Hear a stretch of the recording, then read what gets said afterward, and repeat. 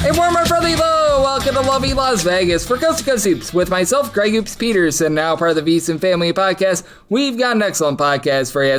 We're going to be joined in segment number 2 by one of our good friends, Rob Donaldson, who does such great work with the show/podcast, Rob's Best Bets. We're going to chat with him about what we've all been seeing here in college basketball over the last few weeks, how he's taking a look at the landscape of the sport. We've got some great Friday games that are going to be going down as well, and some of the betting angles that he's going to be looking to dive in on, so we'll chat with him about that in segment number 2. In the final segment, going to get you guys picks and analysis on every game on the betting board for this college basketball Friday as we hit some bank shots. If you have a question, comment, segment idea, what have you for this podcast, you have one or two ways we offer those in. First one is my Twitter/X timeline at Guden_81. Keep in mind, letters CM, they mean does not matter, so as per usual, please do send these into the timeline, and the other way is find an Apple Podcast review. If you rate this podcast 5 stars, it is very much appreciated. Then from there, you're able to fire in whatever you'd like to hear on this podcast via that 5-star review. While I did not get in any Twitter/X questions today, boy oh boy, did we have a fun day of college basketball on Thursday. Let's dive into it, try to find some trends, and try to get to know these teams a little bit better. Games from yesterday is Greg buzzing about. Here is the rowdy recap. There weren't any ranked teams in action on Thursday, but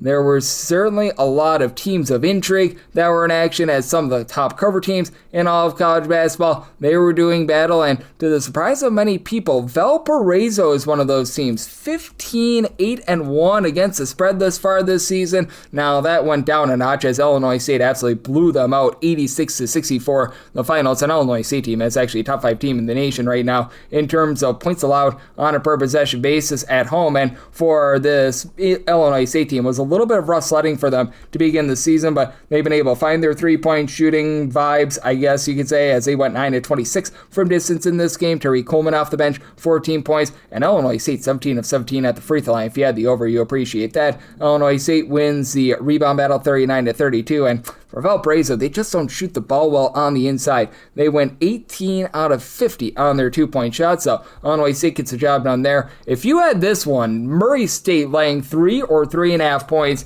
you should be throwing up in your mouth, and yes, I did have this one. Murray State up 43-21 at the half. They went 74-72 as Indiana State was down 4. They attempt a 3. They don't get it. Offensive rebound and a dunk as time expired for Indiana State to cover the number. That is rough. Indiana State 10-25 from 3-point range. Indiana State loses the rebound battle 36-28, and for Murray State, they were the beneficiaries of Indiana State going 16-27 at the free throw line. You had Javon Jackson for Murray State supplied 22 points, but they really let that one get away if you had it, so that was not necessarily fun to say the least. Murray State now 14-13 against the spread, and Indiana State, by the way, now 14-9-1 against the spread with that cover, so that's a bit of intrigue. NJIT has been a relatively good cover team as well. They currently lead the America East Conference. They're now 15-10 against the spread. They were able to take down New Hampshire as they led that game pretty much wire to wire, 76-70 final in this one. As for NJIT, they did a nice job winning the turnover battle in this one by a count of 12-8 for New Hampshire, just 9-29 from 3 and 13 out of 22 at the free throw line. Meanwhile, for NJIT, Sebastian Robinson, who dealt with injury towards the beginning part of the season, he's now fully healthy. He's locked and loaded. 23 big points in this one, so that was a good result for them. Another relatively good cover team was in action on Thursday, as you had actually a few relatively good cover teams out there in the CAA in action. Hofstra being one of them, as Hofstra now moves to 16-8 against the spread. They go on the road, they get the job done against Charleston as a very, very slim underdog, 66-62 the final. As for the pride of Hofstra, they only go 7-33 from 3-point range. Charleston goes 10-30 from the outside, but here's how Hofstra wins the game. They win the rebound battle 46-36 as they got a really nice, shall we say, two-headed monster performance out of Cruz Davis with 23.6 rebounds, and German Plotkov was able to throw in their 20 points as well, so they do find a way to persevere there. Stony Brook has been a relatively good cover team as well. They entered into the night 15-8 against the spread. For Stony Brook, well, they were just not able to put points up on the board. They lose 2,000 in this one, and what turned out to be an almighty slog. And Stony Brook also been a really good under team as well. We'll get into some of those, shall we say, trends pretty soon, but 69 to 57, Towson able to get the job done here as Towson 7 to 24 from 3, one of the worst 3-point shooting teams in the country, but won the rebound battle 46 to 36, and Tyler Teata comes up with 33 big points in this one. And then America's favorite tag team. You don't just get William, you don't just get Mary, you get both, but now you get a 15-8 against the spread mark from them. They take down Northeastern 94 to 67 as it was just complete destruction. William and Mary 12 of 22 from 3-point range. Northeastern 8 of 30 from 3-point range. This is a game that, if I'm not mistaken, did stay under the total, mainly because he had a total of a 167.5. These Northeastern totals are starting to go up because they have been absolutely wretched with regards to their defense. Northeastern, by the way, now 16 overs to 8 unders. They have been one of your better over teams in all of college basketball, so that was certainly a game of intrigue. Another team that's been very good to the over has been Elon, 15 overs to 8 unders thus far this season, and for the Phoenix of Elon, they saw themselves in action against UNC Wilmington, and they very much got slowed down. 65 to 54, UNC Wilmington, they get the win and cover as Elon just 5 of 26 from 3, and both of these teams have actually been less than stellar against the spread, with Elon now 9 of 15 against the spread, so that one was an interesting one, and we had ourselves a lot of those that happened on this Thursday. In terms of some Horizon League action, it's been really interesting to look at this UW Green Bay team because Doug Gottlieb has you making some money right now for UW Green Bay. They and Oakland both improved to 16-9 against the spread for the season as Fort Wayne, man. They entered into the night dead last in the country in terms of rebound percentage, and they got ballroom blitzed in this one for Green Bay, 76 of 59. They're able to get the job done there. As for UW Green Bay, just 3 of 8 from 3-point range, and UW Green Bay actually loses a rebound battle 26 to 23, but they shot 58% from the floor, and for this Purdue-Fort Wayne team, they lose the turnover battle 13-9, and that's supposed to be where they were supposed to win this game. So that was less than great. Now, for Oakland, they do lose this game against Youngstown State 86-82. I mistakenly said that. They moved to 16-9 against the spread. That's actually now 15-10 against the spread. They've still been pretty rock solid there as Youngstown State entered in the night 7-14-1 against the spread. That improves them to 8-14 against the spread as Bryson Dawkins, 23 big points in this one for Youngstown State, 12 of 35 from 3-point range, and here's how they won the game. Oakland 10 of 15 at the free throw line, Youngstown State 18 out of 18 at the charity stripe, and I think that a lot of people will be surprised when I say this. IU Indy has been one of your top under teams in all of college basketball this year. They entered into this night with 9 overs and 15 unders, and it looked like it was going to be a dead under between they and Northern Kentucky. It was 36-27 at the half. Northern Kentucky a win but no cover because they committed a few technical fouls in the final minute. That was a little bit interesting to say the least. 84-81 the final. It just creeps over as for Northern Kentucky, they also won 19 of 30 at the free throw line. If you like me, laid the points with Northern Kentucky. None too pleased about that, but for Northern Kentucky, Dan Gressinger, Donovan Ode, a combined 50 points, so you were able to get an over in that one. If you're looking at some of your other top under teams in all of college basketball, you had a few of them in action as UT Martin, 6 overs to 16 unders. They were a team that took the floor on Thursday. New Haven has very much been an under team. They have played just now 7 overs thus far this season as they were able to get their 7th on Thursday as they get lambasted by Central Connecticut by a count of 81-76 for Central Connecticut. They have been a very good over team thus far this season. They have not been playing a lot of defense whatsoever for Central Connecticut. Now 13 overs to 9 unders, so a congratulations to them as Central Connecticut has been one of your better mid-major 3-point shooting teams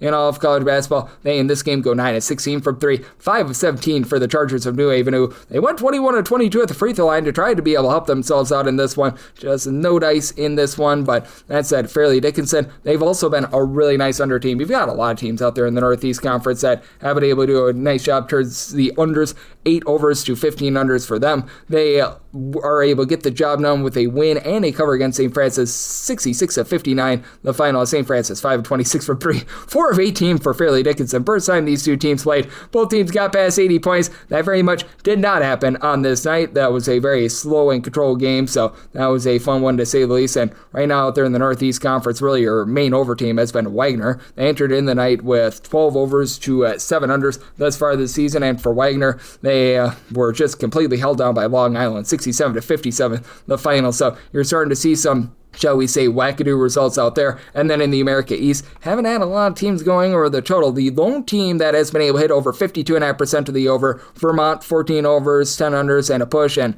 Bryant is right now that very demonstrative under team in the conference. 8 overs at 15 unders. And for Bryant, they got down huge early in their game. They tried to be able to rally. They were unable to do so as they get just completely pulverized in this game by a count of 88-69 against UMass Lowell. So they were able to get you your 9th over of the season in their games, but for Bryant, they allow UMass Lowell to go 9-19 from three-point range. They got blowtorch on glass, 35-29, and for UMass Lowell, they win the turnover battle 13-9 as you had Xavier Spencer, Daryl Yepto, and Angel Montas all give between 22 to 24 points apiece. So they did a nice job in terms of being able to get the job done out there. If you're looking at worst cover teams in all of college basketball, there have been a few, and a few of them were in action on Thursday. UMKC entered the night 5-16 against the spread, and congratulations to UMKC. They're now 5-17 against the spread. They fall to Oral Roberts 69-60 in the final end. It's not like this Oral Roberts team is bending down the hatches with regards to their cover rate as well. They entered in the night 8-14 against the spread.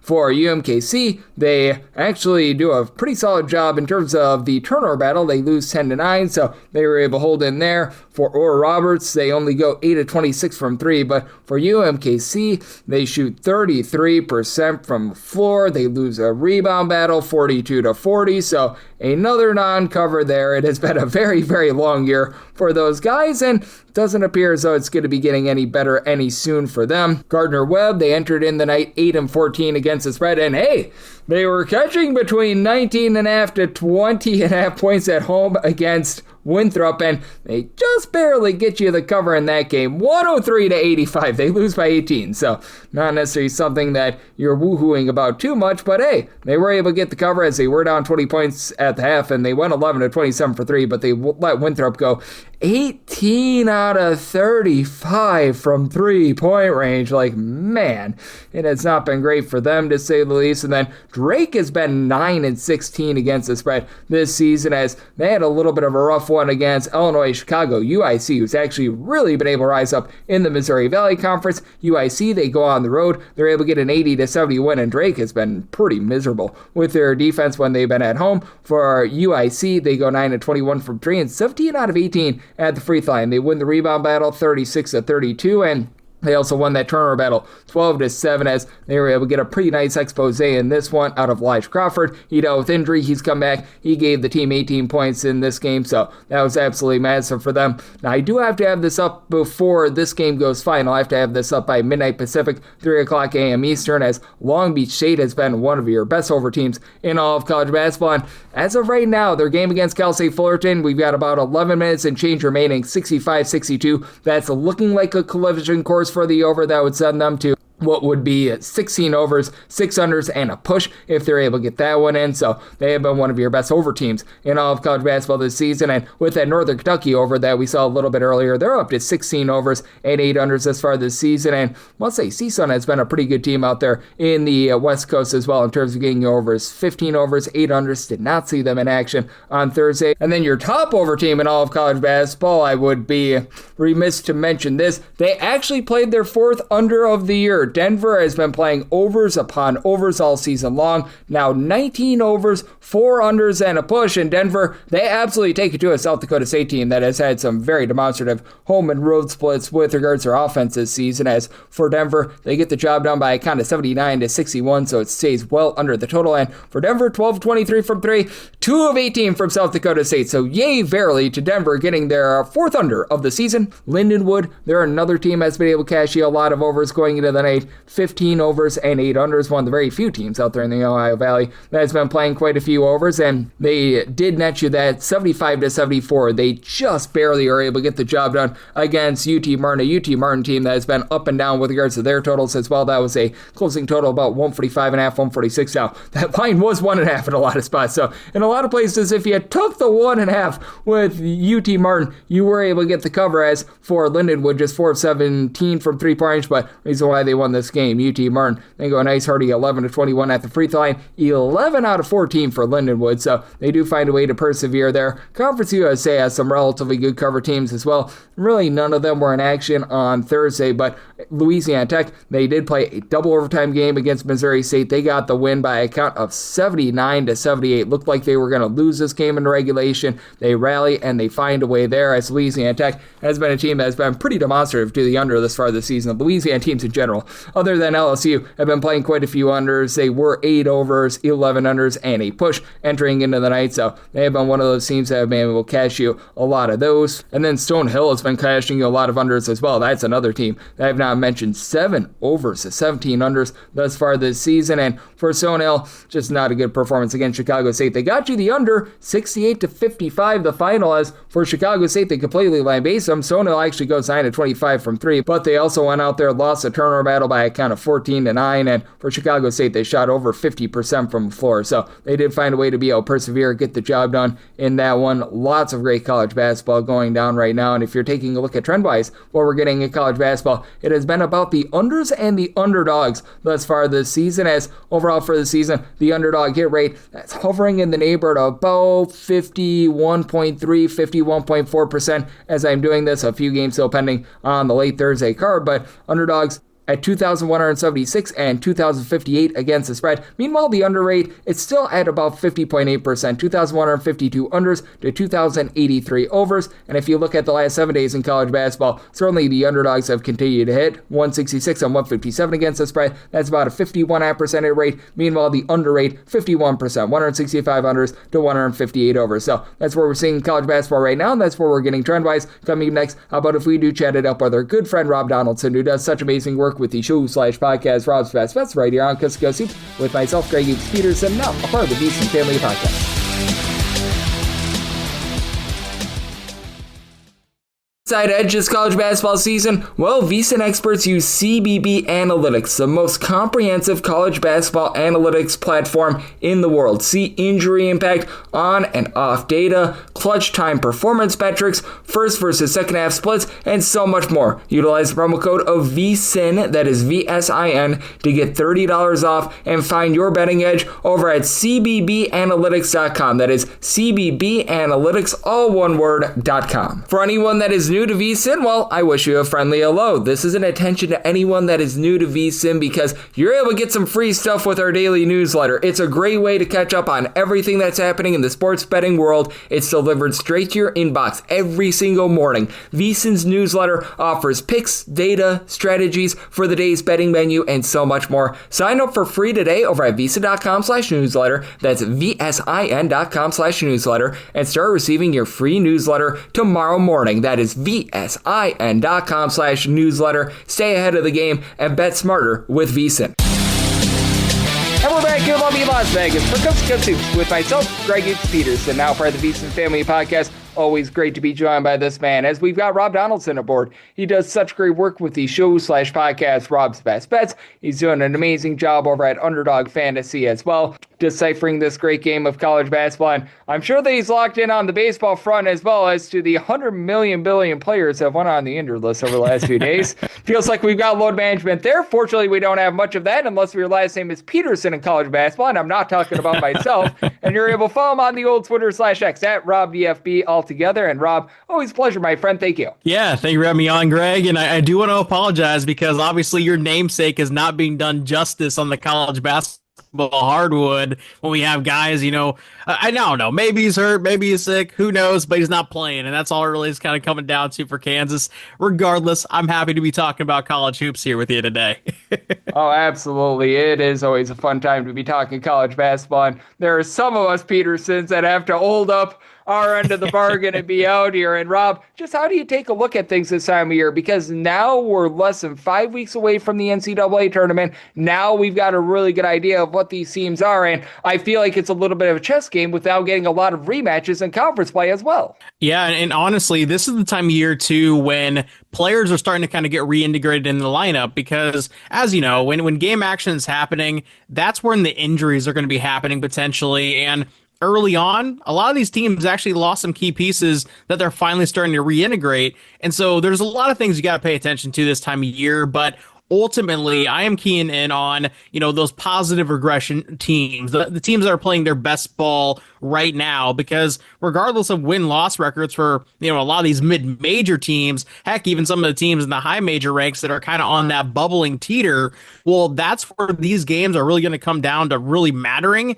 And heck, if you're talking about the mid-majors, those non-kind of multi-bid leagues, well, everything just pretty much starts over during this last half of the season, of the regular season, that is. And that's a very exciting thing to key in on if you're looking at it from a betting angle as well. Oh, it certainly is. And it has been really interesting what we've been seeing here over the last few weeks. And I know you were talking about this a little bit on the podcast as well, trying to be able to spot some of those teams that I don't know if quit is the right word, but maybe they're fighting with a little bit less zeal, a little bit less than what we were expecting. Have you noticed more or less of it this year? Because I do feel like a lot of these teams that have been sort of beaten down, that they have had a little bit of a rough season, many of them have gotten up off the mat. I'm sorry, but Kansas State, that's certainly not one of those teams that fits that bill. Yeah, and notably, we talked about the teams that have, quote unquote, quit on their coach, and that is the poster boy example, I think, of there's no way Jerome Tang can be brought back, even with that buyout. Holy crud. That's the case. I would throw Pittsburgh and Jeff Capel kind of in that mix as well, where it just kind of feels like it's downtrodden, they've given up, and that's where they're at right now. I think that down the stretch, there's going to be more teams, but to your point, unless you're like really digging deep in some of these kind of lower level leagues where they just never had a chance to begin with some of these teams, I think for the most part, Gardner Webb, Mississippi Valley State, there are some teams that are just hopeless from the outset. But in terms of just the teams at the high major level that, do have that investment equity, to your point, I don't think there's been as many, obvious quitting teams so far. We will see what happens with a team like an Ole Miss. I'm sure a number of other teams that are kind of in that category as the season wanes down here. Yep, absolutely. As we do have Rob Donaldson, who does such great work over at the show/podcast, Rob's Best Bets. He's joining me right here on Coast to Coast Soups, and I just still think it was so hilarious because we remember the FBI gambling probe from a month or so ago. Mississippi Valley State was actually initially listed on there. They were absolved of everything. They just realized that they sucked so bad that they weren't actually taking. They just were so bad that they were that bad, and they were put on the list because they thought that there might have been something suspect. Nope, they're just not that awful, which is probably even worse than being implemented in that process, to say the least. But there are some of those teams. And are you willing to lay some of these big numbers right now? Because to fade Mississippi Valley State, you're needing to do so. Gardner Webb on Thursday was like a 19.5 to a 20.5 point underdog. They did get there against Winthrop just barely because they had their best three-point shooting expose of the year. But are there some teams that they're just so bad that you're willing to lay big numbers against them right now? I maybe wouldn't overtly go out of my way to do so, but I will say, and this is obviously data that you can look up and just on an easy aggregate website, there are some teams that not only just have that terrible looking win-loss record, but also have a terrible against the spread cover record. Gardner Webb, they're absolutely in that mix. I think if you probably looked at it right now, they're somewhere in like the 20 to 30% range of covers on the season on top of being terrible. That's a reasonable lay of a big number every single time you play that type of team. And I'm sure if you go down the list, UMKC is going to be there. I think probably like Air Force, Loyola Chicago, those types of teams will be very firmly at the bottom. Now, the interesting thing about that standpoint is, spreads adjust over the season. You can't just, ride a team that's really covering every single game because eventually the markets adjust. The same thing goes where you can't fade a team every single time out and just hope that it's going to be a money printing machine. Eventually, it's going to start to get back to the medium, if you will. And I do feel like when you're talking about a Gardner Webb or UMKC or some of these bottom feeders, I would be more inclined to actually take those points in certain spots rather than try to lay that massive number. Oh, UMKC, another team that did not cover on Thursday. Man, they have been a wet match in Stark Cave this season. It has not been great, to say the least. And we are going to be seeing some interesting games on Friday as well. And two teams that don't fit this bill. They are not going to be quitting on you this season. It's Michigan State and Wisconsin, two teams that we figure are going to be in the NCAA tournament. I think that it's very fair to say this is going to be the game of the night, with right now Michigan State in a lot of places 1.5 point favorite. How do you look at this game? Because with Wisconsin, they get get the job done on the road against Illinois. They had the win earlier this year on the road against Michigan. They also got lambasted by TCU and BYU earlier this year. They've been a very up and down team. Meanwhile, for Michigan State, they were on a little bit of a losing streak before they knocked off Illinois as well. So a battle of two teams that recently knocked off Illinois. How do you take a look at this spot with Michigan State being that oh-so-slight favorite? Yeah, I think this is probably the one game on the board where if you're a fan of 50 coin flips and you just want to have an action on the game, just go ahead and take a side blindly. And that's kind of where I feel like this game is going to be trending, where every single possession can be trading, the score from one side to another. And a lot of times in these types of games, I found that the road team, even in Big Ten play, which is kind of a new trend over the last couple of years this time of year, is even with this spread feeling a little bit telling, an unranked team in sort of a pick'em spot against a team with number 10 next to their name. It can be intimidating to want to actually lay that number for Michigan State in past years because it feels like a death sentence kind of line. But what we've seen over the last two is sometimes that home team with that expectations of pulling an upset just kind of crumbles under the pressure. I feel like Wisconsin is a pretty good team, and I do think they could win, maybe 5 times or 4 times out of 10 if this game is played all at home and, in Wisconsin, Madison. But in this type of spot, I wouldn't feel a lot of conviction in wanting to take either side, but I would ultimately probably just kind of lean on taking that 1.5 points if I can get it. That is going to be a really fun game, and it's a Michigan State team that has been having some of the most demonstrative home and road splits with regards to three-point shooting in the country. And how do you take a look at some of these teams? Because we've got a few of them that are going to be in action on Friday where they actually perform a little bit better away from home rather than at home. I mentioned it with Michigan State and their three-point shooting. Is it a case where you think that it's going to iron out, or are we so far into the season that sort of these teams are what they are? I think a lot of these teams truly have their own identity kind of built in, cemented.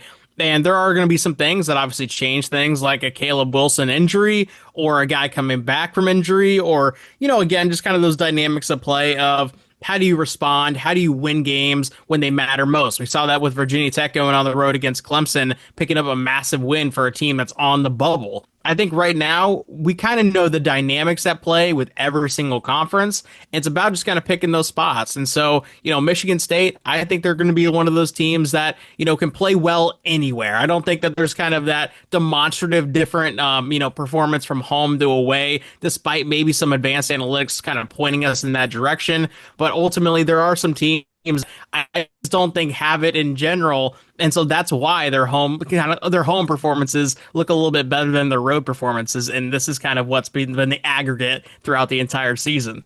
And I do mention that because another one of those teams would actually be George Mason. George Mason has been really good at taking care of the ball. They've been better with their three-point shooting away from home rather than at home. In the Battle of George, which that's interesting to say, George Mason is a 2.5-point underdog to our nation's first president, George Washington. How do you take a look at a battle like this? Because I think that this is a very fun one. And for George Mason, it's been a little bit up and down. I feel like both of these teams have been a little bit disappointing here in the last few weeks, and both of these teams could badly use this win. Yeah, and especially when you look at a team like a George Washington, they started off really promising to begin the season, and then it's kind of dissipated in a stretch that they've been on where they haven't necessarily lost a bunch in a row. Heck, they're coming off a win, but they haven't covered in 4 straight. They haven't looked that impressive in about 4 straight games as well. And now, almost inexplicably, they're laying 2.5 points against a 21-4 George Mason team.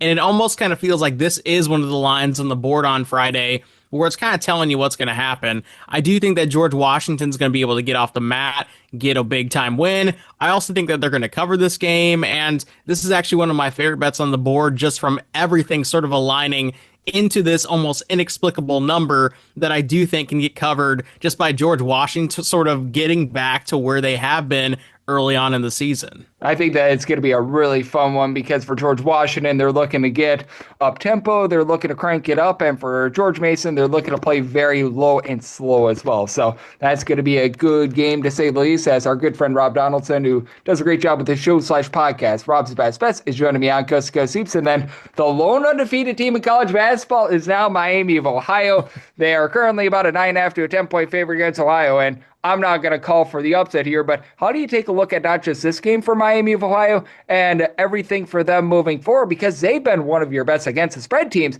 as well in college basketball. And how much do you think that there might be a little bit of a fear that because now they are that lone undefeated team, there's so many to deflect from them that perhaps they get a little bit overvalued? And at this point, you turn on ESPN and they're talking about college basketball. There's very likely a Miami of Ohio segment, which is crazy. Like, I love that the mid-major ranks, that any team or any conference is kind of getting put on that pedestal.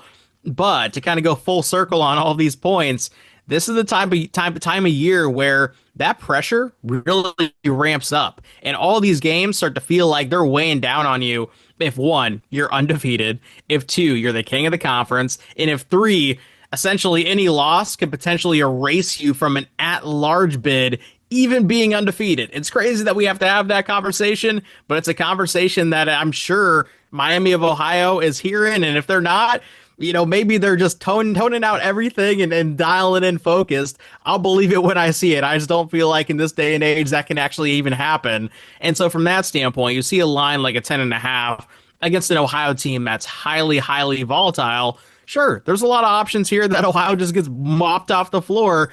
They're not competitive even from an ounce of this game, but I do think a lot more angles kind of put them within the range of a 10-point game, and for that reason, I do really like Ohio to cover tomorrow, and maybe not win outright, but I don't think it's a terrible bet if you want to go with the money line. And do you think that Miami of Ohio at some point will lose a game? Because I've been asked this quite a bit as well, and I do think so. Because in the game against Buffalo, that was a life or death game. They had a little bit of a tough time against UMass as well, and I do think that at some point this Miami of Ohio team is going to suffer a loss, but every time you call for it and you don't get it, you do feel like a moron as well. So you're playing that very dangerous game.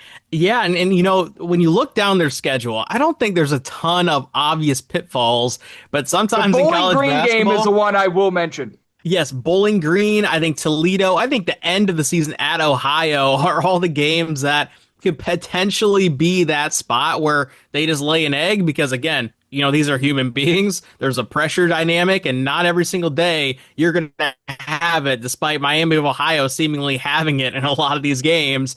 And ultimately, if they do get through the regular season undefeated, it would be hard pressed for me to see one loss in the MAC tourney at any point take them out of the entire NCAA tournament equation. It'd be a crazy dynamic at play come Selection Sunday, but I'm hoping they get through it. At the same time, I do feel like there's a loss coming, whether it's through the regular season or in the conference tournament action. Yep, I'm feeling that way as well. And are there any other games on the board for this Friday that you're taking a look at? Because it's not necessarily the biggest board, but we've got some Ivy League play, we've got some Metro Atlantic play. Feels like it's a little bit of a something for everyone small card. I think depending on kind of what your flavor is, there's a lot of different stylistic ball games on the slate where you can fall in love with offense, you can fall in love with defense, you can fall along with some spicy dogs if you really want to kind of dig into the slate.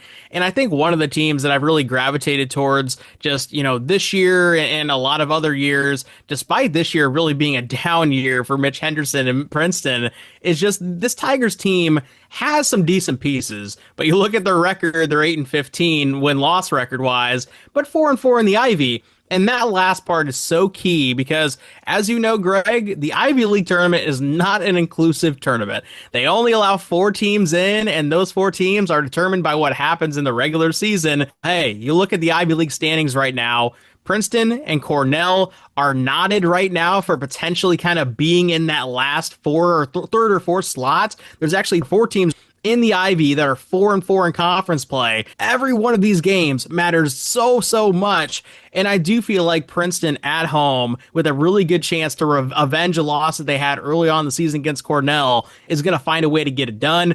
They're getting 2.5 points. I really like them in this spot. And so I went ahead and bet the Princeton Tigers here on Friday.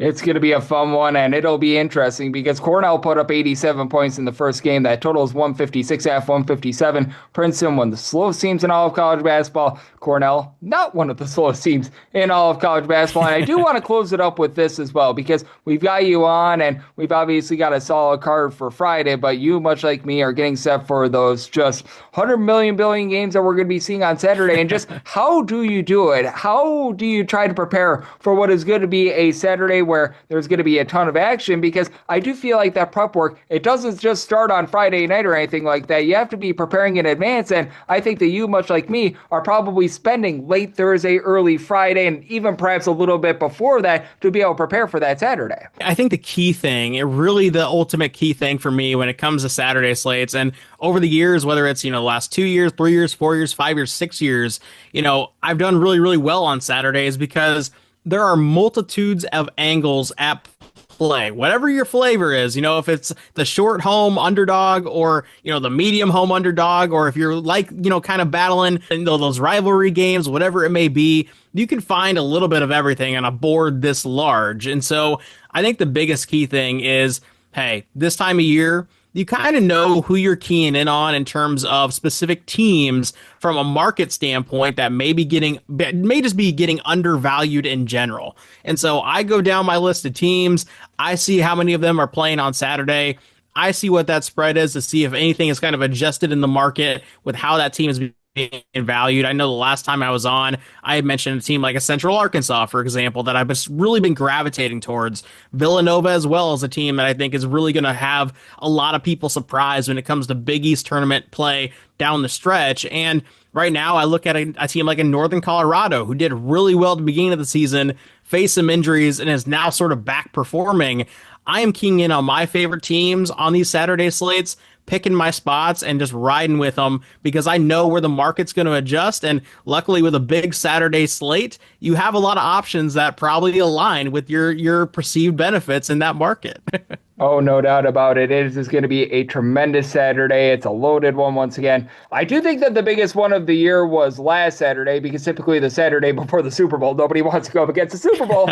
They all plan their games there. So fortunately, a couple fewer games on this Saturday, but still locked and loaded. And you're always locked and loaded, my friend. You do such an amazing job looking at this wonderful sport. Let the good people at home know what's all on tap for you and how people can follow along on social media and other platforms. Well, hey, Greg, I always love talking college hoops with you. And it's crazy that we're even in mid-February right now looking at March and potentially these conference tournaments and how they're going to play out.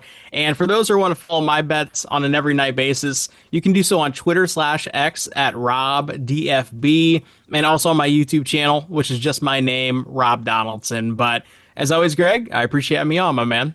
It is always great to be able to get Rob aboard every single time he joins me, lends such great insights, and did so once again today. So big thanks to Rob for joining me on Coast to Coast Hoops, now part of the VSiN Family Podcast. And up next, I give you picks and analysis on every game on the betting board for this college basketball Friday as we hit some big shots.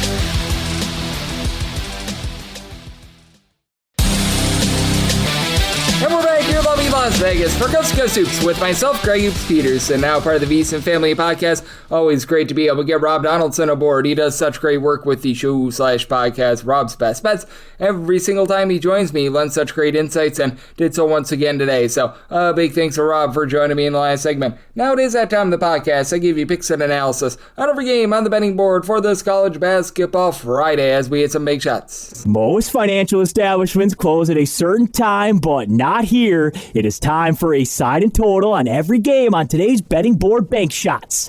Do note that as per usual, any changes that are made to these plays will be listed up on my Twitter/X feed at GUnit_81, and we are going to be going in Las Vegas rotation order. Today, that is time order. We've got nothing on the extra games board or anything like that. That'll keep things very clean, very easy. So, but if we waste no time and dive in, 861, 862, it's Manhattan on the road against Niagara. Niagara does find themselves as a very slim favorite here of 1.5 to 2.5 points. Total game, it is 137.5, and I do like the over. I semi-total at a 141.5. Now, you do have a bunch that has been very, very suspect with regards to their offense in Niagara. Niagara is currently 362nd in the country in terms of total possessions per game. In terms of points scored on a per possession basis, they do check in 339th, but you've also got a bunch in Manhattan that has been all sorts of ghastly with regards to defense. They're in the bottom 35 in terms of points allowed on a per possession basis, and for this Niagara team, they are shooting at home about 39.8% from three-point compared to 30% away from home. Now, here's the question that you've got for this Niagara team. Are you going to be able to have your main scorer in Justin Page out there? He's been able to give you about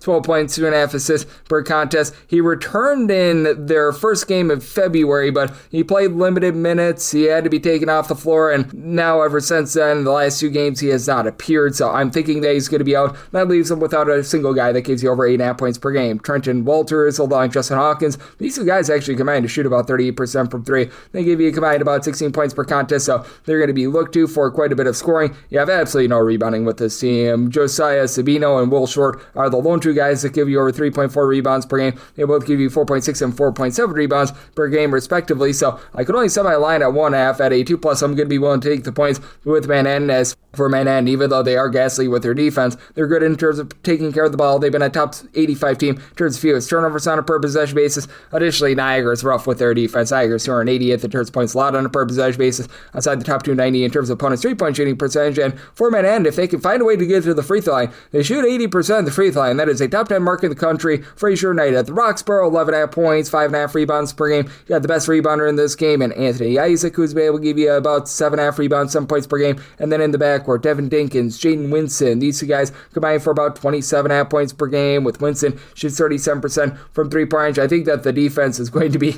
the opposite of efficient. I think that you get lots of second and third chances if you're Niagara, as Manhattan has been one of the worst defensive rebound rate teams in all of college basketball. And I do think that this is going to be a game close enough for late game fouls, so I'm going to be in on the over in this spot. And with regards to this line, I set mine at a 1.5, so 2+, take the points with Manhattan, and I'm going to be going with the over as well. 863, 864 on the card. It is Columbia, and they're going to be on the road against Penn. The Quakers of Penn do find themselves as favorites of between 2.5 and 3.5 points. So on this game, it is between 148.5 to a 149.5, and I do like the under, as I did set my total at a 148. And with Columbia, I made them the favorite 2 points. I'm going to be willing to take a shot on them on the money line.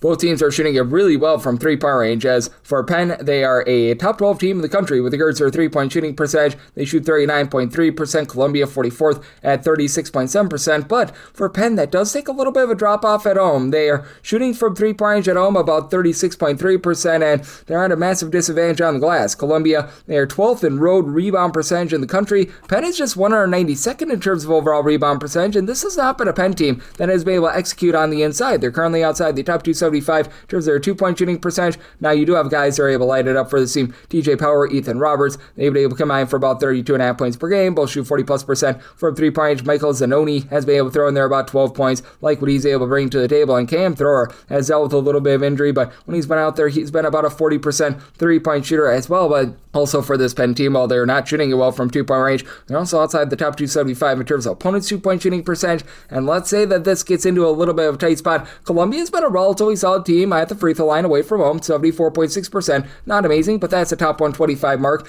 Penn, they shoot at home 66.7% at the free throw line. That is outside the top 325 in all of college basketball. And then for Columbia, it's just very spread out in terms of rebounding. As right now, your top guy has actually been Connor Igoe, who's been able to give you about 8 points, about 5.4 rebounds per game. And then from there, you got essentially four different guys between 4 and 4.8 rebounds per game. Blair Thompson, Ryan Solis, Mason Ritter, and Miles Franklin. And Thompson shoots 43.5% from three at about 6'8", 6'9", 11 points, 4.5 boards, a steal per contest. Your main scorer, and Kenny Nolan, is throwing in there 17 points, shoots 95% of the free throw line, 38% from three-point range. This is a Columbia team that's had a little bit of a tough time taking care of the ball. They're right around about 300th in terms of turnovers on a per possession basis on offense. On defense, they're outside the top 300 in terms of generating turnovers. Penn, not a team that's really going to force the issue. They're outside the top 200 with regards to turnovers generated on a per possession basis. And I do think that with the free throw shooting and Columbia having the edge on the glass, they find a way to get the job done here. I did said Columbia is the 2-point favorite. I'm taking them on the money line. Maybe a total 148, so 148.5 or higher in on the under. 865, 866. Princeton is going to be playing us to Cornell. Cornell is a favorite here of 2.5 points on this game. 156.5. I set Cornell as a 4-point favorite. I'm going to be willing to lay the number. I think that you're going to get a nice high-scoring expose in this one because that's all that you've gotten this far this season in Cornell games. This is a Cornell bunch that has been incredible with their offense. In points per possession away from home, they are 4th in the country in terms of points allowed on a per possession basis. They're 351st, all while being 23rd in the country in terms of total possessions per game. And you've got a Princeton team that they love to shoot it from three. They're 52nd in the country in terms of percentage of their shots that come from three-point range. Now, they only shoot about 32.3% from three-point range when they're away from home. At home, though, that goes up to 36.9%. But a Cornell team that is shooting about 39.1% from three-point range, and they're a top 5 team in the country in terms of percentage of their shots that come from three. And this will be a tempo war, as Princeton is just 328th in the country in terms of total possessions per game. Princeton, they're a much better defense when they're at home rather than away from home. They are allowing about 17.4 points fewer per 100 possessions at home rather than away from home. But not like they've been amazing here, 228th in the country in terms of points allowed on a per possession basis. They were dealing with an injury to Dalen Davis early on during the season. That is their top scorer with 15 plus points per contest. He's been able to come back, and in his absence, you were able to have a pair of guys in Jackson Hickey along with Jack Stanton be able to step up. With Stanton right now, he's giving you about 11 points, 3.5 boards per contest, and Hickey now up to 15 points per game. He's actually exceeded what Dalen Davis is doing in terms of points per game, and Hickey is shooting 40% from three-point range. It is a Princeton team that, to their credit, they've been a top 150 team in terms of defensive rebound percentage. They don't grab a lot of second and third chances on the boards themselves, though, and for Princeton, they can be very much bludgeoned down low. They're right around about 300th in terms of opponent's two-point shooting percentage. And while Cornell is such a great three-point shooting team, and also a top 20 team with their two-point shooting percentage, with Cooper Norad give you 19.5 points, shoots 39% from three. Adam Sang-Hinton, along with Jake Feigen, have been able to combine for about 31 points per game. Both shoot above 41% from three-point. Feigen was dealing with a little bit of injury, but he's come back. He's been rock solid. And now Casper Sepp is giving you a bit more rebounding with about 5.5 boards per contest. I think that you get an ultimate slugfest. And first time around, Princeton didn't hold up their end of the bargain. That was 87-64. I do think that the Princeton offense is going to be a bit more solid here, but I do think that even though this Princeton team has been a top 125 team, there's opponent's three-point shooting percentage, Cornell still finds the cracks to be able to get the job done. Semi-line of 4, I'm going to be willing to lay it with Cornell, and I like the over. Semi-total 160. 867, 868. Quinnipiac is on the road against Siena. Siena is a 3.5 point favorite total on this game, 143.5 to 144.5, and I'm going to be in on the under, as this Siena team has been a very suspect three-point shooting team, 315th in the country with regards to their three-point shooting percentage, and that's a big reason why I can only set them as a 3-point favorite. So at 3.5, won't take the points with a Quinnipiac team that has been solid with their defense. They're 88th in the country in terms of points allowed on a per possession basis. Siena has been a little bit better at 61st, but interestingly, it's a Siena team that's actually allowing 1.9 points more per 100 possessions at home rather than away from home, and you're going to get a tempo where Siena 359th in terms of total possessions per game. Quinnipiac, not to say that they're playing at warp speed, but hey, they're 122nd in terms of total possessions per game. I really like what Amari Monroe brings to the table, 15.5 points, 2.5 steals, 2.5 assists, 8 rebounds per game, and then Asim Jones continues to shoot 50% from three. I think that might be falling off sooner rather than later, but Jaden Zimmerman, who missed 6 games due to injury,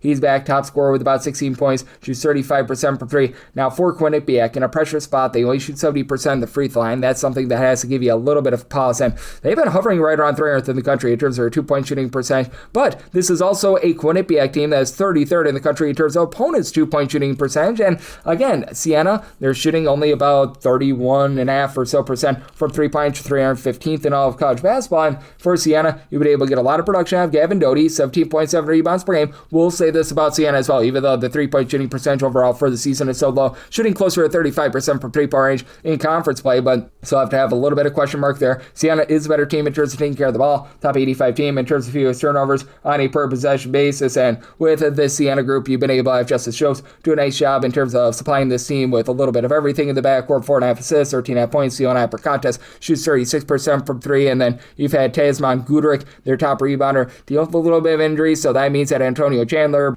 and Brendan Coyle have had to step up. These two guys have been able to combine for about 15 points per game, and both of these guys combine for about 9.5 rebounds per game, but in the end, I do think that Quinnipiac is going to do a nice job in terms of holding in there. Quinnipiac and Siena are both teams in the top 110 in terms of turnovers generated on a per possession basis. It's a Siena group that has been pedestrian with their three-point shooting defense and offense as well, so a little bit of question mark there. Good on the defensive glass. They don't allow a lot of second and third chances, so I think that you're in for a low-scoring game. So by total 139, like the under and at 3.5 plus, I'm taking the points with Quinnipiac, 869, 870 on the card. Dartmouth is going to be playing OC Yale. Yale is a road favorite here of 8.5 to 9.5 points, and the total on this game is 152.5 to 153.5, and made a total of a 152. So I'm in on the under. It's a Yale team that really is not playing with a lot of tempo. 305th in the country in terms of total possessions per game. Dartmouth, much more of a mid-tempo team. 174th in terms of total possessions per game. And Dartmouth, they are only about 247th in the country in terms of points allowed on a per possession basis. This is a Yale team that's not batting down the hatches on defense either. 218th in the country, but I will say this for the Yale defense. They're actually giving up 4.2 points fewer per 100 possessions when they're away from home rather than at home. They actually ascend to being a top 95 team in terms of points allowed on a per possession basis when they're away from home, but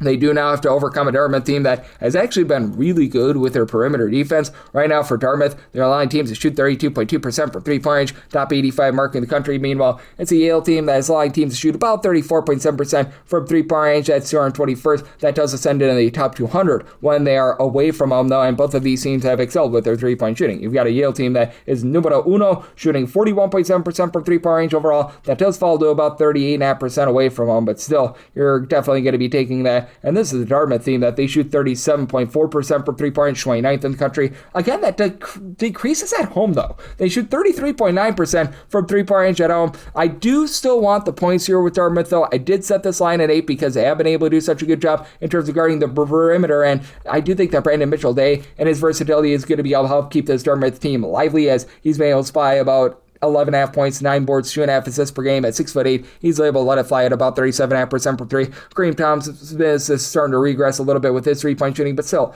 17 points per game and shooting 46% from three-point range. For Dartmouth, the biggest thing is the turnovers are outside the top 330 in terms of turnovers generated on a per possession basis, outside the top 235 in terms of turnovers on a per possession basis on offense as well. But got a Yale team that is not really going to be forcing the issue and generating a lot of turnovers. Yale, good in terms of protecting the ball, top 35 team in terms of fewest turnovers on a per possession basis, outside the top 240 with regards to generating turnovers. So, and for Yale, you've had Isaac Salazar and Nick Townsend lead the way. Salazar, 12 points, 5 boards, 3 assists, shoots in the mid-30s from 3. Townsend continues to shoot 51% from 3, but this is a Yale bunch that does see a little bit of drop-off with that three-point shooting away from home, and I do think that Dartmouth is going to be able to do a good enough job on defense hold in there. So, set my line at 8. I'm willing to take 8.5 plus here with Dartmouth, and I'm in on the under. I set my total at a 152. 871, 872. St. Peter's is going to be on the road against Sacred Heart. Sacred Heart is a home underdog of 1.5 points, and the total is between 147.5 to a 148, and I'm going to be in on the under. I did set my total at a 141.5. Having St. Peter's team as 22nd in the country in terms of turnovers generated on a per possession basis, and St. Peter's overall top 90 team in terms of points allowed on a per possession basis. They can sometimes give up a little bit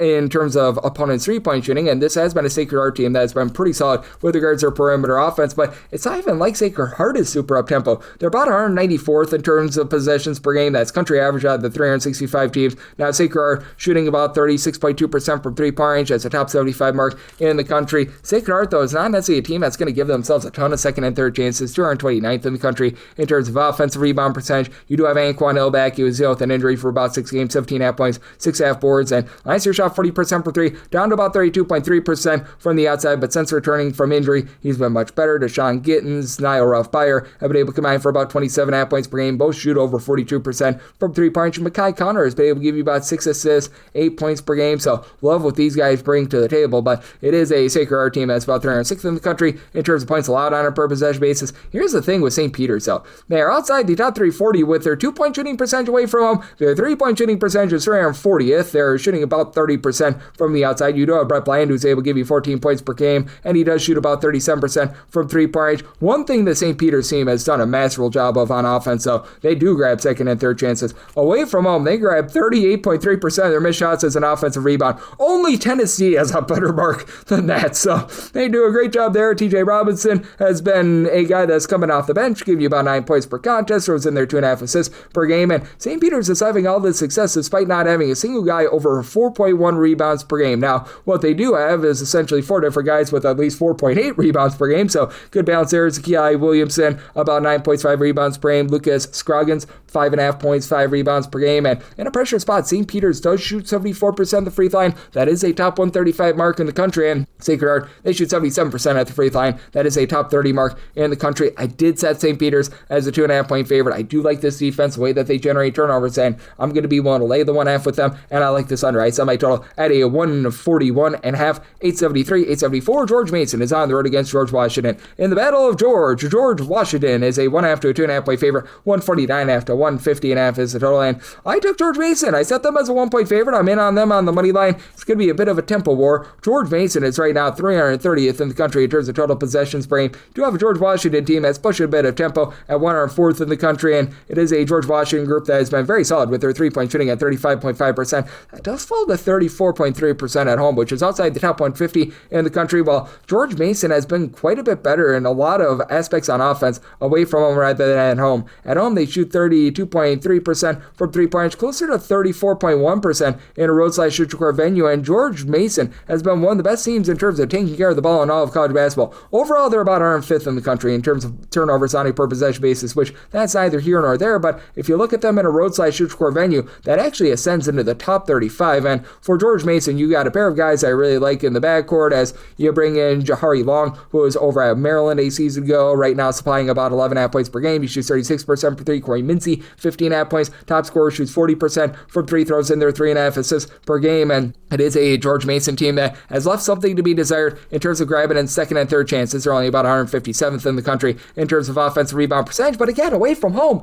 that sends into the top 50. George Washington, very good in terms of giving themselves second and third chances. They've been 27th in the country in terms of percentage of their missed shots that result in an offensive rebound, but you do take a look at, in terms of not allowing second and third chances, George Washington is only about 140th. It's a George Mason team that's about 87, so that helps them out quite a bit. In a pressure spot, George Mason shoots about 72.5% the free throw line, neither here nor there, and for George Washington, I do fear that sloppiness might catch up with them just a little bit. Now, it is a George Washington team that, in terms of turnovers generated on a per-possession basis, they've been a top 125 team there, but they are outside the top 225 in terms of turnovers per possession on offense. I'll say they are a team that's been pretty solid on the inside with their offense as well, top 65 team with regards to their 2-point shooting percentage with Rafael Castro, give you 16 points, 9 boards, 2 steals, a block and a half per contest, and then Garrett Johnson, he's able to shoot about 35.5% from 3 points. Trey Dinkins has been able to throw in their 39% 3-point shooting, but I do think that George Mason is going to be a hold up on defense. I recognize that it's not quite the same George Mason defense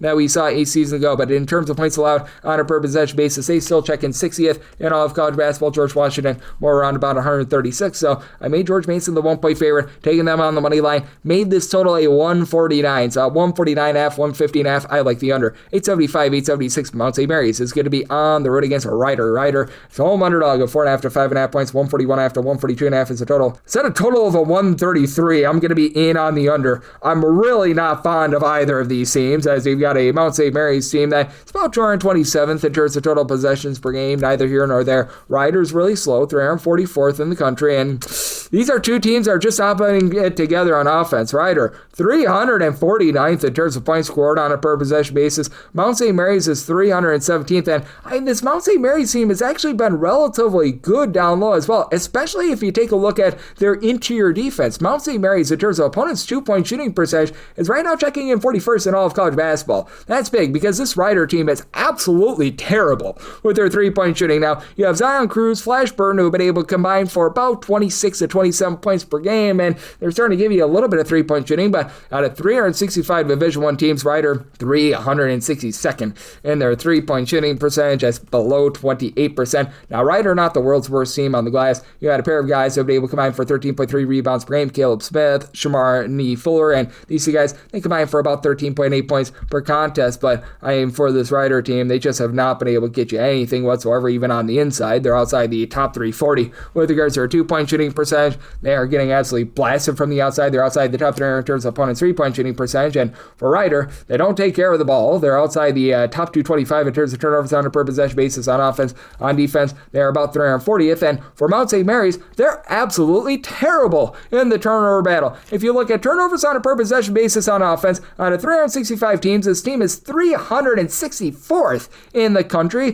23.4% of their possessions away from home end in a turnover. They're also not putting you under under any sort of duress whatsoever in terms of turnovers generated on a per possession basis. Their three are nice, so both of these teams have similar weaknesses, but this is a team that, again, is much better down low, as you've got Orlandis Keys, who's been able to lead the way with about 12 points. He shoots about 38% from three-point range. Luke McKeldin, 11 points, 5.5 rebounds per game. Abdul Kabi, who's been able to give you about 8 points, 5.5 rebounds per game. Totally guess on that name, by the way, if you can't tell, but that's it. Out of your top 6 scorers, you've got 4 of them that give you at least 4.3 rebounds per game. I think that that's going to be enough to be able to get the job done at what is going to be a sloppy slog, and recognize that Mount St. Mary shoots 67.3% of the free throw line. That's a bottom 40 mark in the country, but I think that they get the job done against a Rider team that has been offensive to offense. So I set my line at 7. I'm going to be willing to lay it with Mount St. Mary's, and I'm in on the under. Semi-total 133, 877, 878. Iona is on the road against Canisius, and Canisius finds themselves as a underdog of 5.5 to 6.5 points. 135.5 to 137.5 is the total, and I made Iona the 8.5 point favorite. I'm going to be willing to lay the number. It is an Iona group that continues to be a top 75 team in terms of opponent's 3-point shooting percentage, and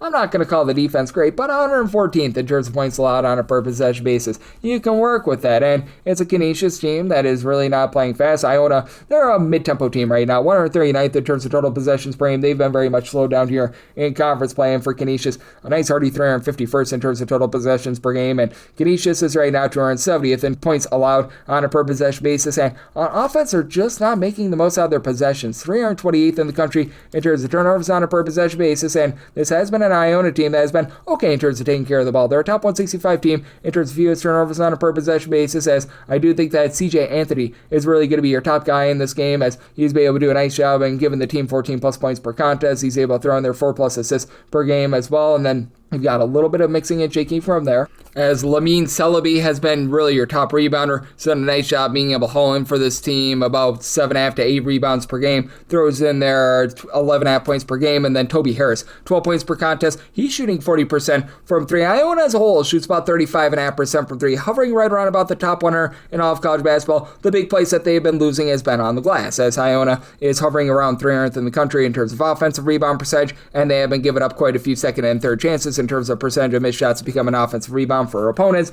They do check in 266th in the country.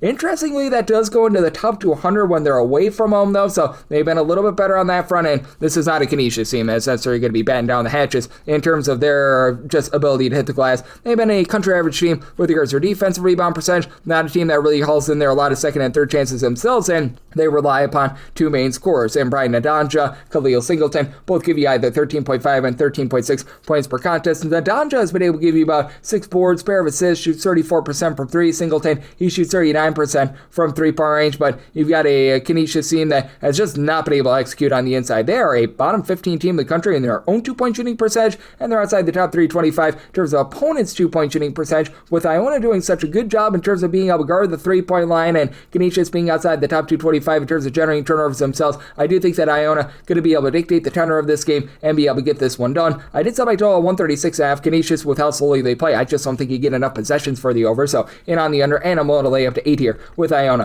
879, 880. You've got Brown on the road against Harvard, and what can Brown do for you? Well, if they don't get blown out, they're going to make you some money. They're an 8.5 point underdog. Totals between 130.5 to 131.5. Set my line at 7, so I'm going to be willing to take the points with Brown. It's a Brown offense that is not good. They're right now shooting about 30.7% from 3. That's 321st in all of college basketball, and this is a Harvard team that has actually been a pretty solid 3-point shooting team. Right now, they're shooting 37.2% from 3-point range. That is a top 40 mark in all of college basketball. It's a Harvard group that has been solid with their defense. They're about 148th in terms of points allowed on a per possession basis, but they actually do give up in that neighborhood about 4.9 points per 100 possessions more at home rather than away from home. Meanwhile, you got a Brown team that has been a top 115 team in terms of points allowed on a per possession basis. This is not going to be a game with a lot of possessions. Brown 243rd in the country in terms of total possessions per game. Harvard a nice hearty 356th, but I do think that Brown is going to be able to remain lively in this game because they do a nice job in terms of not putting you on the free throw line, and that's where Harvard has really excelled. Harvard shoots 82.3% at the free throw line. That is numero uno in all of college basketball. And for Brown, they shoot about 73.5% the free throw line away from home. That's right around about country average, and for this Brown offense, 335th in terms of points per possession.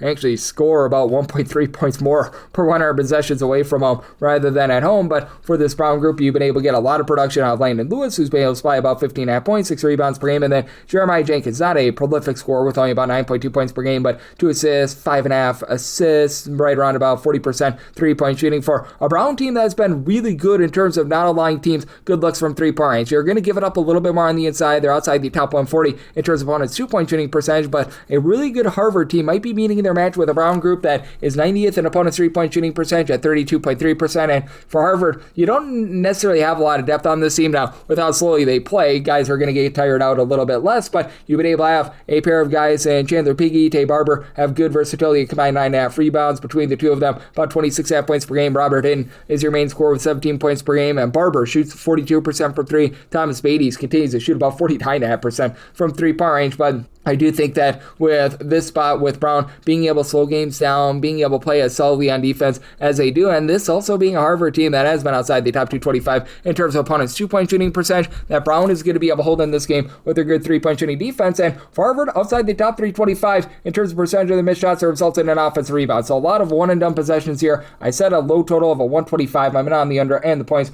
with Brown 881, 882. You got Michigan State on the road against Wisconsin, and Wisconsin is a home underdog of 1.5 points to this game, 145.5. I made Michigan State the 4-point favorite. I'm going to be willing to lay the number. It's a Michigan State group that is number one in the country in terms of defensive rebound percentage, and that's a big reason why I'm in on the under. Wisconsin has also been able to do a really good job in terms of not allowing a lot of second and third chances with this Wisconsin group in terms of defensive rebound percentage. They're not quite at Michigan State's pace, but still, they're 26th in the country with this regard. It is a Wisconsin team that when they're on with their three-point shooting, and when they're off, they're off. They're a top 50 team in terms of percentage of their shots that come from three, and interestingly, they shoot 34.3% from three-point range at home compared to 36% away from home. Michigan State, meanwhile, they're right now shooting 39.9% from three-point range away from home, but 31.3% at home. Riddle me that, but I do think that this Michigan State team is going to be able to hold up. They've been a top 75 team in terms of both opponents' two-point and three-point shooting percentage. As a matter of fact, top 50 in both of those categories. You had Jeremy Fears give you 15 points, 9 assists per game. It's a Michigan State team that has been about 200th in terms of turnovers on a per possession basis on offense.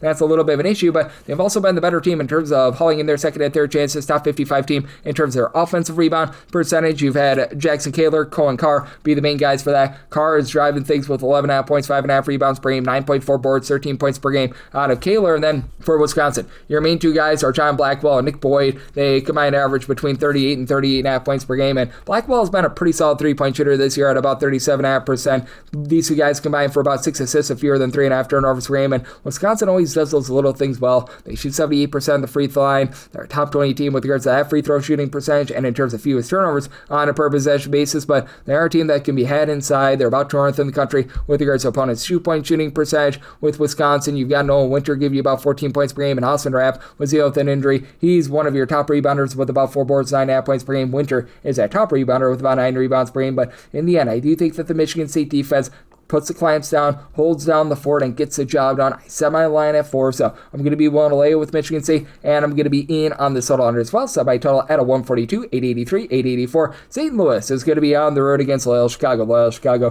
18.5 to 19.5 point home underdogs. 153.5 to 154.5 is the total, and set my line at 18.5. I'm going to be willing to take 19 plus here with Loyola Chicago. It's just starting to be a little bit ridiculous, and man, this is a St. Louis team that has been absolutely remarkable, both on offense and on defense. Like, this is one of the most well-rounded teams in all of college basketball. They are currently number 3 in the country in terms of points scored on a per possession basis. They are 9th in points allowed on a per possession basis. They're a top 35 team in terms of rebound percentage, and I mean, everyone wants to give the flowers to Robbie Avila, and he is your top scorer. He supplies about 12.5 points, shoots 43% from 3, but right now you've got 8 different guys that give you between 7.9 and 12.8 points per game. That doesn't even mention Paul Otinho, who's been able to give you 6 points, 4 boards. He's been a nice offensive stopper for the team as well. You've had Deion Brown do a nice job in terms of giving you about 5.5 rebounds per game. This is so much a whole is greater than some of its parts approach. The lone real kryptonite that you have with this team is that sometimes they get a little bit turnover happy. They're outside the top 150 in terms of ball security, but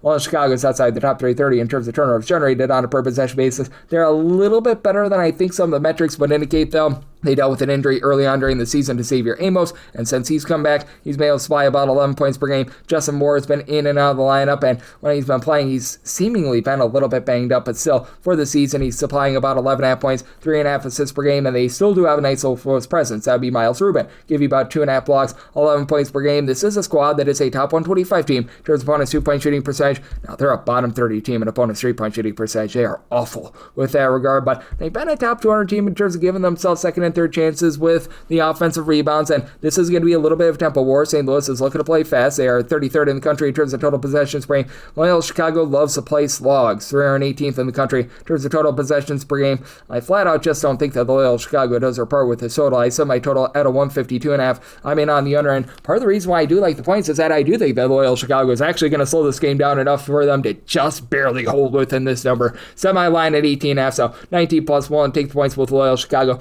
and I'm in on the under 885, 886. You've got Ohio. They're going to be on the road against Miami of Ohio. Miami of Ohio, 9.5 to 10.5 point favorites on this game. 161.5 to 162.5, and for Miami of Ohio, I did set them as a favorite of 15 points. I'm going to be willing to lay the number. There's just no comparing these two teams and their overall perimeter play. As right now for Miami of Ohio, they shoot 37.7% from three-point range as a top 30 mark in all of college basketball. For the Bobcats of Ohio, well, they are not shooting that. They are currently shooting about 29.8% for three. That is 339th. And with this Ohio team, they're 315th in opponent's three-point shooting percentage. And Miami of Ohio is winning the turnover battle, 75th in terms of turnovers per possession basis generated at home on defense. On offense, 70th in terms of taking care of the ball. Ohio is about 154th in terms of turnovers generated on a per possession basis, 160th in terms of turnovers per possession on offense. The one thing Miami of Ohio really doesn't do well, they don't give themselves second chances. They're about 306th in the country in terms of percentage of the missed shots that result in an offensive rebound, but Ohio is about 235th with that regard as well. I like Jackson Paveleski for Ohio, 16.5 points, 5.5 assists. He shoots 35% per three, and then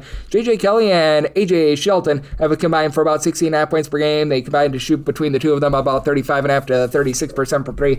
Nobody else on the roster shoots above 29% per three-point range, and you right now have two guys on the roster that give you over 4 rebounds per game. Aiden Hadaway, 14 points, 7.5 boards, and Javon Simmons, 14 points, 5.5 rebounds per game. And on the other side of things, you've got a Miami of Ohio team that even if their three ball's not working, they're second in the country in terms of their 2-point shooting percentage. Brent Byers along with Peter Suter combined for 29 points per game. Both shoot over 40% from three-point range. And hey, if you include the currently injured Evan Upsero among your top 6 scorers, every one of them shoots at least 37% from three-point range. Antoine Woolfolk has been able to supply you about 10.5 points, 5.5 rebounds per game. Ian Elmore has been able to throw in their 6 rebounds per game for Miami of Ohio. They're pretty solid in terms of regarding the perimeter as well. They've been a top 100 team with regards to opponents' 3-point shooting percentage. It's Miami of Ohio team that does a good job getting to the free throw line as well. I think that Miami of Ohio is going to be able to go out there, dominate this game, and take it to an Ohio team that just has not been good on the interior or in terms of being able to guard the 3-point line. So I did set Ohio as a 15-point underdog. I'm willing to lay with Miami of Ohio. So my total 165, as I do think that Miami of Ohio finds a lot of good looks from 3. So in on the over and willing to lay it with Miami of Ohio, 887, 888. You've got Akron playing against UMass. UMass does find themselves as an underdog of 13.5 points, 160.5 is a total, and made my line 11.5. I'm going to be willing to take the points with UMass. This is a UMass group that has been able to do a really good job with regards to their perimeter defense. They allow teams away from home to shoot 31.2% from 3-point. That's a top 65 mark in the country. That's big against an Akron team that shoots 38% from 3. That is a top 20 mark in the country. Akron is 6th in the country in terms of points per possession, but they're not going to get second and third chances. UMass is right now 19th in the country in terms of defensive rebound percentage, with Leonardo Batil and Marcus Banks being able to really headline things for this team. They combined for about 34.5 points per game. Batil gives you about 8 rebounds per game.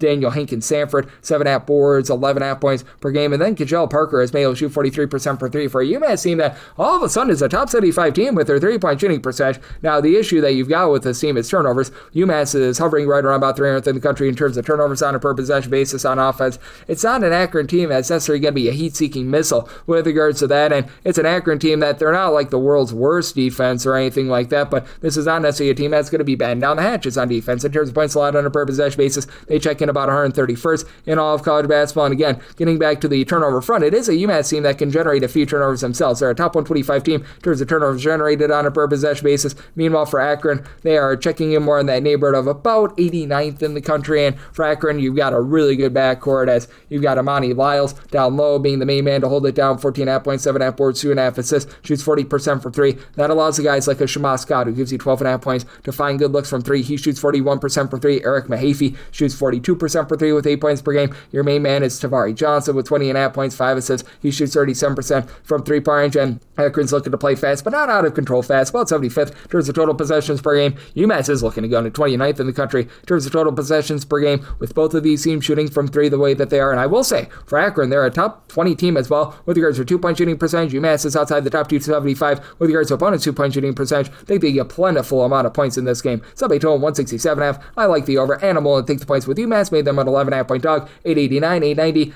Boise State is going to be playing against a UNLV. UNLV is an underdog of 9.5 to 10.5 points. So on this game, 155.5 to 156.5. Made a total of a 150.5. I like the under. There's going to be not a lot of second and third chances to be had for a UNLV team that really has not impressed me on offense this year. They're about 160th in the country in terms of points scored on a per possession basis. They are 241st with their 3-point shooting percentage at 32.6%. And for Boise State, their line teams have grabbed just 22.4% of their missed shots as an offensive rebound. That is a top 10 mark in all of college basketball. UNLV is looking to play fast, 47th in terms of total possessions per game. Boise State at home, 235th in terms of total possessions per game. Numbers are a little bit warped in terms of possessions per game away from them because of that triple overtime game that they played against San Diego State. And Boise State leaving something to be desired on offense as well. At home, they're outside the top 100 in terms of points scored on a per possession basis. Really good at getting to the free throw line, and in a pressure spot, Boise State does shoot 77.2% at the free throw line. Part of the reason why I made them a 10.5 point favorite, so I'm willing to lay up to 10 with them, as you've got Dylan Andrews being able to give you 12.5 points per game. It's not necessarily been the world's greatest fit coming over from UCLA, but it seems like he's been getting a little bit better in the offense. And then Andrew Meadow, Drew Fielder down low combined for about 25.5 points per game. They combine to shoot about 38% from 3. With Fielder, he's your top rebounder with about 5.4 rebounds per game. And I mean, for Boise State, it's a whole greater than some of its parts approach with regards to rebounding. Fielder's the lone guy that gives you over 4.6 rebounds per game, but you've got 4 different guys give you at least 4.5 rebounds per game, so they do a solid job there. And then for UNLV, you've had Dre Gibbs-Lawhorn really be the main scorer for this team. He's been able to supply about 17 points per game from 3-point range. He's shooting in the high 30s, about 38%. And then additionally, you've had Kamani Hamilton with a bit of versatility, give you about 12 points, about 5 rebounds per game. Tyron Jones has been a solid shot blocker of 2 blocks per game. And to the credit of UNLV, top 100 team in terms of turnovers generated on a per possession basis. Where they get blasted is from beyond the arc. They are line teams who shoot over 35.5% from 3. They're outside the top 275 with that regard, and it's a UNLV team that overall is about 246th in the country in terms of points allowed on a per possession basis. Even though Boise State is not allowing a lot of second and third chances, they've been 146th as well. But again, you've got a little bit of, shall we say, suspect play with regards to Boise State on offense. They've been outside the top 150 in terms of ball security. UNLV, they themselves have had a few issues in terms of taking care of the ball, and even though this is a UNLV team that is relatively rough with their outside shooting defense, I do think that Boise State is going to be a little bit more content to pile drive the ball down low, but I do think that Boise State controls the tenor of this game, doesn't allow the second chances to be able to get it done. Set my line at a 150.5 with the total and on the under, and I'm going to be willing to lay up to 10 with Boise State, and we're wrap things up with 891, 892. This is North Carolina A&T taking on Hampton. This is from Kia Forum, so a neutral court game where Hampton is a 3.5 point favorite. 139.5 is the total. I did make a total here of a 142. I'm going to be in on the over. You've got a North Carolina A&T team that is fast, but not warp speed fast. 146th in terms of total possessions per game. Hampton is very content to slow things down. 293rd in terms of total possessions per game, and it's a Hampton team that they want absolutely nothing to do with 3-point shooting. They have been shooting about 30% for 3-point range. They're a bottom 35 team in all of college basketball in that regard, and Hampton, their forte is on defense. As Hampton on offense, they're just 306th in the country in terms of points scored on a per possession basis. In games played away from home, they fall outside the top 320 with that regard. And for North Carolina A&T, it's been a little bit suspect with their offense as well. 245th in the country in terms of points scored on a per possession basis. One thing they've done a great job of is being able to hit the glass. So for North Carolina A&T, in games played away from home,